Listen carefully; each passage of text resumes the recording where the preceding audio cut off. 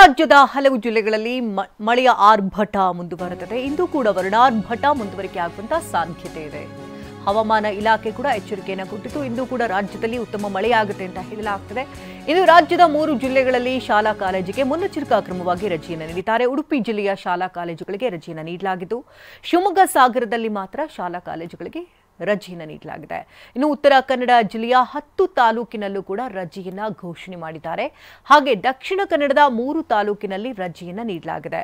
ಮುಲ್ಕಿ, ಮೂಡಬಿದರೆ, ಉಳ್ಳಾಲದ ಶಾಲಾ ಕಾಲೇಜುಗಳಿಗೆ ರಜೆಯನ್ನ ಮುಂದುವರಿಸಲಾಗುತ್ತದೆ.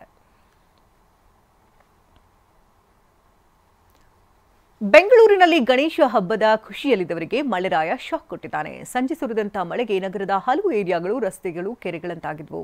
ಅದರ ಜೊತೆಗೆ ರಾಜ್ಯದ ಹಲವೆಡೆ ಮಳೆ ಹಬ್ಬದ ಸಂಭ್ರಮಕ್ಕೆ ಅಡ್ಡಿಯಾಯಿತು.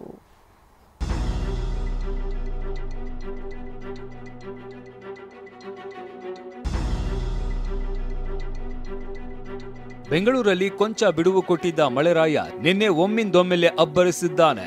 ಲಾಲ್ಬಾಗ್, ವಿಲ್ಸನ್ ಗಾರ್ಡನ್, ಯಶವಂತಪುರ, ನಂದಿನಿ ಲೇಔಟ್, ಮಲ್ಲೇಶ್ವರ, ಮೆಜೆಸ್ಟಿಕ್ ಸೇರಿದಂತೆ ಹಲವೆಡೆ ಅಧ್ವಾನ ಅವಾಂತರಗಳೇ ಸೃಷ್ಟಿಯಾಗಿವೆ. ಶಾಂತಿನಗರದಲ್ಲಂತೂ ಮುಖ್ಯ ರಸ್ತೆಗಳೇ ಕರೆಗಳಂತಾಗಿದ್ವು. ವಾಹನ ಸವಾರರು ಜೀವ ಕೈಯಲ್ಲಿ ಹಿಡಿದು ಓಡಾಡುವಂತಾಗಿತ್ತು. ಗಣೇಶ ಹಬ್ಬದ ಸಂಭ್ರಮಕ್ಕೆ ವರುಣ ತಣ್ಣೀರೆರಚಿದ.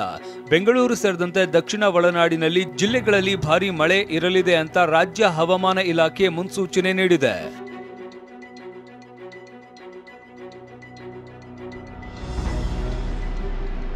Raja Rani rover rocket ಭೋರ್ಗರೆತ.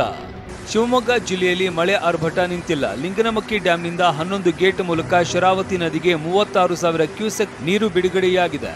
ಜೋಗ್ ಫಾಲ್ಸ್ಗೆ ಮತ್ತೆ ಗತ ವೈಭವ ಮರುಕಳಿಸಿದೆ. ರಾಜ ರಾಣಿ ರೋವರ್ ರಾಕೆಟ್ ಭೋರ್ಗರಿತಾ ಇವೆ.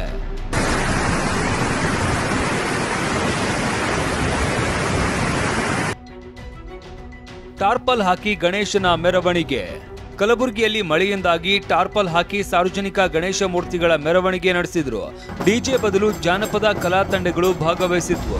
ಜಟಿ ಮಳೆ ಮಧ್ಯೆ ಸಂಭ್ರಮ ಕಡಿಮೆಯಾಗಿರಲಿಲ್ಲ.